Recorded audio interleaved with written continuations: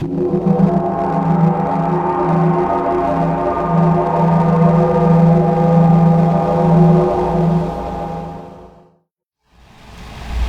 to AmericanDraqon Presents Chinese Medicine in America.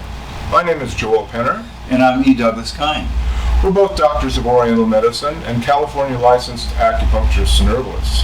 We're also both professors of Oriental Medicine who have been teaching this subject in acupuncture schools throughout Southern California for almost 20 years. The purpose of this video is to present the principles and concepts of Chinese medicine to the English-speaking public. With that said, Doug is our presenter for today, and he'll be speaking on the subject of the nature of Yin and Yang. Doug? Thank you, Joel. You're welcome. Yin and Yang is a brilliant place to start when we're talking about Chinese medicine, because it's based on Yin and Yang. And the theory of Yin and Yang goes way back, of course. It goes back into the mists of time. At least 2,600 years ago we know about it, and we're pretty sure it goes back 1 or 2 more thousand years before that. And the theory of Yin and Yang really encompasses the entire universe. It's about the entire universe. It explains the entire universe through a duality of qualities. And we call those qualities Yin and Yang. We can explain everything. And if we can explain things, then we can begin to predict things. And that's very helpful in medicine. And we can also change things. So we use the theory of Yin and Yang to make people better and to heal their wounds and heal their diseases. When we're talking about Yin and Yang, it's important to keep in mind that they are constantly changing. Yin and Yang are not fixed entities. They are constantly evolving, and it shows up in this symbol that we see here on the screen, where Yin and Yang are in movement.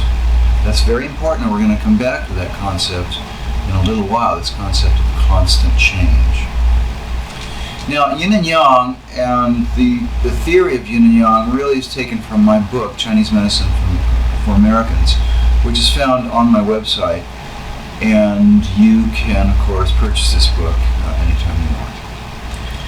To really get going on Yin and Yang, we need to examine them in detail. And let's take a look at Yin, for example. What does Yin actually mean? Well, the character for Yin in Chinese medicine, in Chinese language, of course, means shady side of the hill. Shady side of the hill. And of course, there's a sunny side to the hill, and that would be Yang. But let's take a look at Yin and shady side of the hill. When you look at the shady side of a hill, what do you find? You find molecules that are cooling and coalescing. Because when you add cold to anything, to any atoms, they're going to start slowing down and coalescing. And so that is what we find on the shady side of the hill. What we find is coolness or cold and material. Material, stuff, right? Everything that I'm touching is Yin. And we got that by cooling down gases, essentially to form solid. So that's Yin.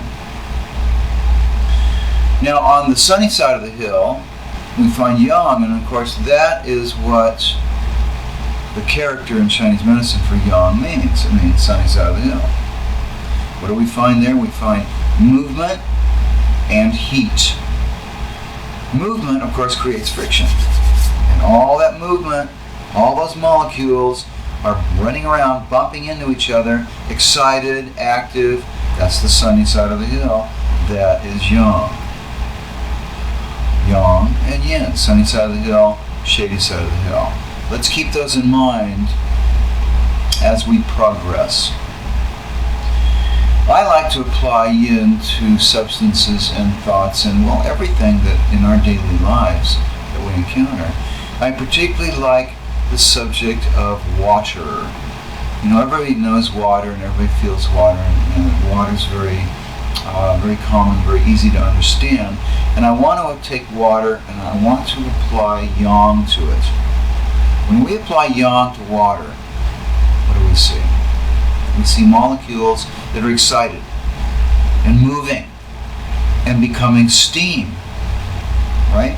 Water becoming steam means that yang has been applied to that water and has changed the nature of it. It has now evolved into something different, and that is steam. It's a gas. Okay.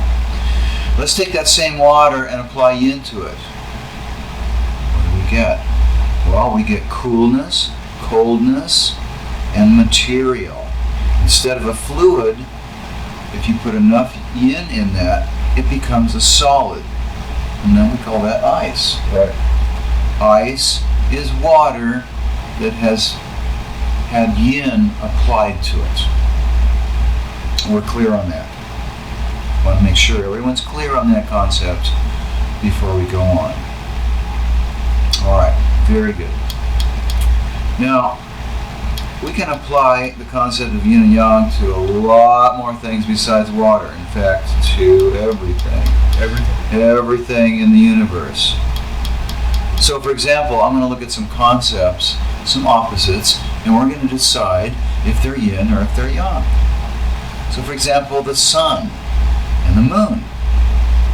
One of those would be yang, and one of those would be yin. Which one would be yin, Joel? The moon, of course, would be yin. The moon, of course, would be yin.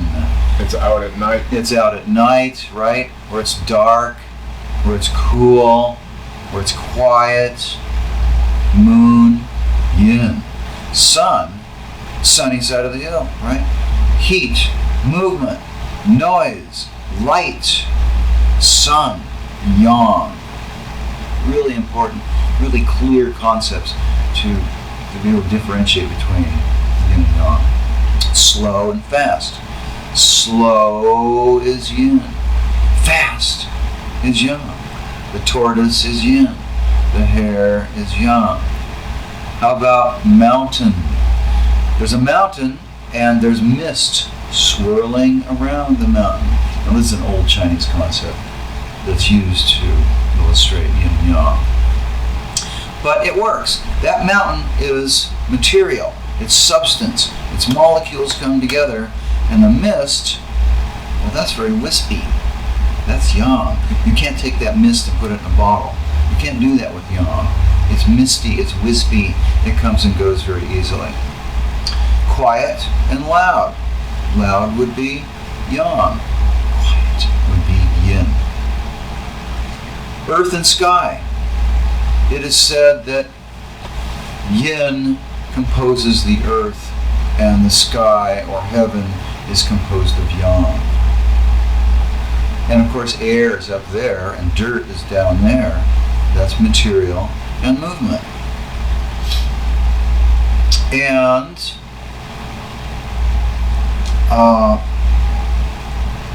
of course lower or down, that would be yin, and upper or up, upwards towards the heavens, that would be yang. Weak and strong. Strong is yang, weak is yin. We need both, don't we? We need both. Protective, yang. Nourishing, yin. Right? Direct, yang. Indirect, yin. Transparent, yang. See right through it. Opaque, blocked, that's yin. Inside, outside. Which one is yin? Inside, obviously. Inside is yin, outside is yang. Dark and bright, we already said that, right? Dark is yin, bright is yang. Night is yin, day is yang. Down and up, ice and fire. Ice is yin, fire is yang. And now one last one that I don't want people to take as synonyms of yin and yang, although they often are in common Western thought, and that is male and female. Male is yang, female is yin. But of course, men and women are all mixtures of all of that, so we don't want to stereotype anybody with using yin and yang theory. And that also, Doug, is represented by the Tai Chi symbol where you have the major yang, which is the white, and the major yin, which is the dark. But within those, we have a light circle, a white circle, and a dark circle. That's the yin within the yang, and the yang within the yin. And that's true for human beings also. Every human being, whether they're masculine or primarily yang, has yin within, and females who are primarily yin have yang within.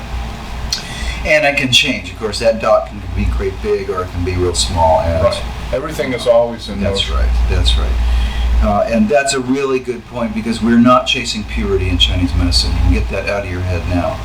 We're not jumping on the purity bandwagon.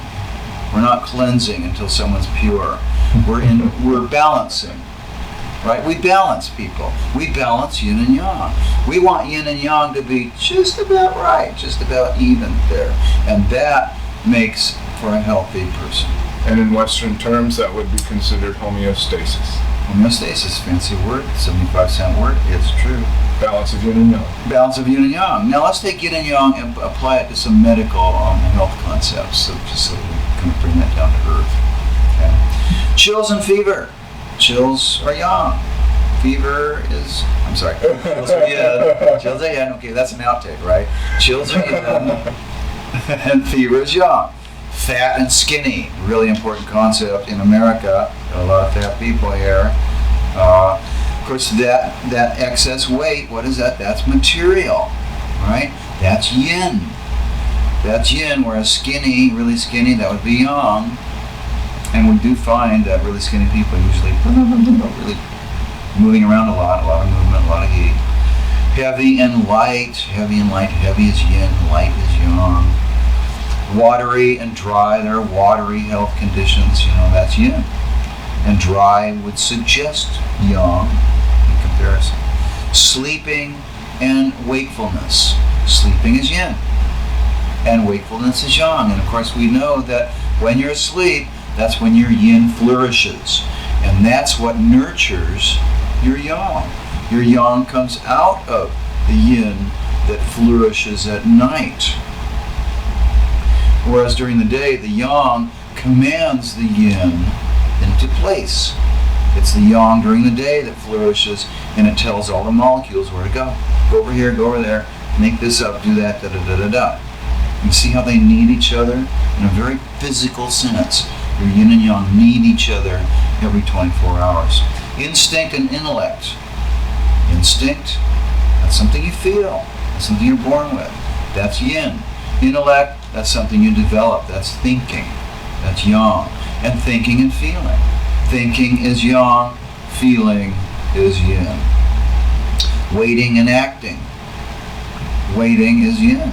And of course, in a way, that's an action. And acting is yang.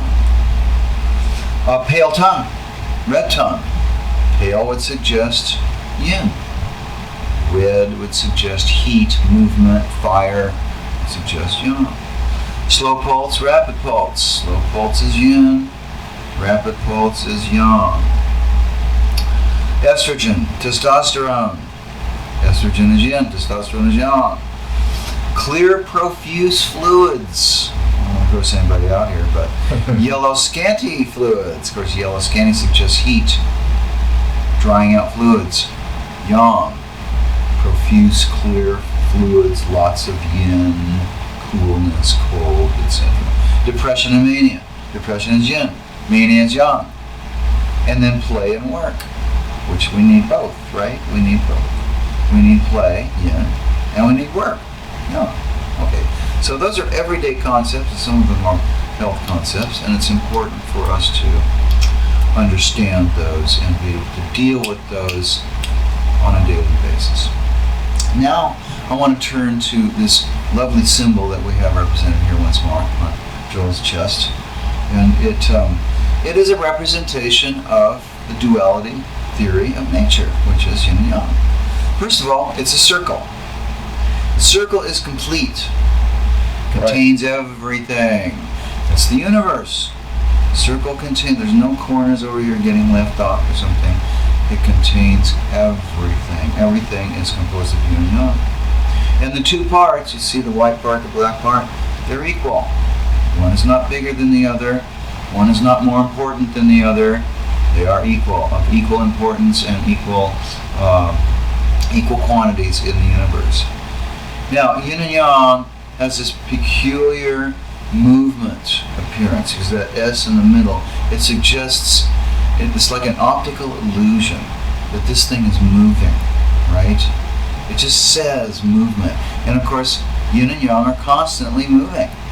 Constantly moving. So we have to constantly monitor yin and yang, and that, of course, is balance. That's what happens when you're balancing. Yin and yang are mutually antagonistic. They look like they're gobbling each other up, actually. If you look at it closely, it looks like one is eating the other, and then the other's eating the other, and they're eating each other's tails. They're mutually antagonistic. But at the same time, they're mutually supportive, because they need each other. They need each other to make that whole. And when they don't support each other anymore, when there's separation, death. That's death. That's the worst that can happen, is when yin and yang separate and don't need each other anymore. Goodness, what a world that would be, huh? Now, it wouldn't be a world. What a yin and yang become one another. That's another peculiar thing about this symbol. It looks like that black is becoming the white, and the white is becoming the black. And that's true of yin and yang. Yin is constantly becoming yang, and yang is constantly becoming yin. And that's just the nature of the universe. And then, like we talked about before, that little dot inside, there's a black dot inside the white, and there's a white dot inside the black. That's to remind us constantly that there's no such thing as pure yin, and there's no such thing as pure yang. I mean, even when you look at this knee, it looks pretty solid, doesn't it? It looks very yin. But if you look at that very closely with the microscope, you'll see atoms whirling around. You'll see all kinds of movement in here. Because that's not a pure block of solids, whatever.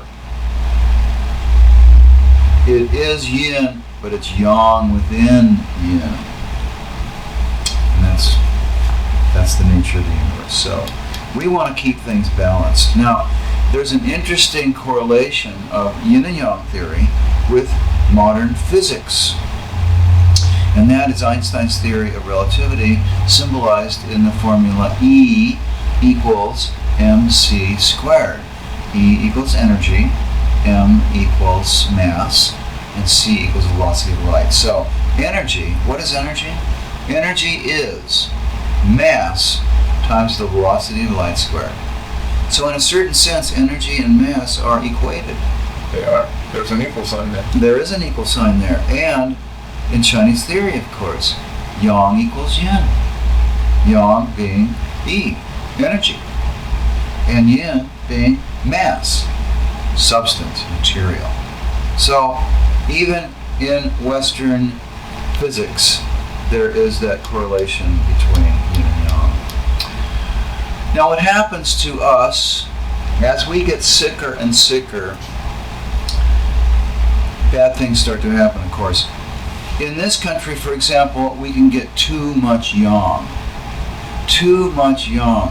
Year after year, too much heat, too much movement, too much rushing around, not enough sleep, not enough slowing down. On and on, all of these heat factors can boost that yang to such a point that it starts to damage the yin. You see, if you carry excess yang for too long a period of time, what's going to happen to your cooling system? You're going to knock it out. That cooling system's going to get weak. And so then you have the situation of too much yang and not enough yin. Then it starts cascading. If you have a weak cooling system and too much heat, it starts cascading down and downward until the point where that yang that's supposed to be nurtured by the yin isn't getting nurtured anymore, and it starts to go down too. That's when people end up in the hospital near death. And as they approach death, that yin and yang becomes so wispy, they can't connect anymore. When they can't connect anymore, they separate, and that's death. Same thing can happen with excess yin, excess weight in this country, that's how we see excess yin, is excess weight related to all kinds of bad problems, cancer, heart disease, stroke, diabetes, and a whole list of other things. Well, when you carry that excess yin year after year, decade after decade, it starts to really hammer the yang. And what you find is people having low energy, really low energy. And then the immune system, which is yang, really starts to take a dive. And then all kinds of problems happen when your immune system is too weak to handle invaders, tumors, and everything else. And so then that person can actually contract cancer, for example, end up in the hospital, lose all that weight, and have yin and yang deficiency, and then, of course, it separates. That's death. So we don't want, in this country, excesses of yin or yang to get out of control. And we're constantly chasing that tail. We're constantly chasing these excesses to keep them under control. So that is our little lecture or presentation on yin and yang.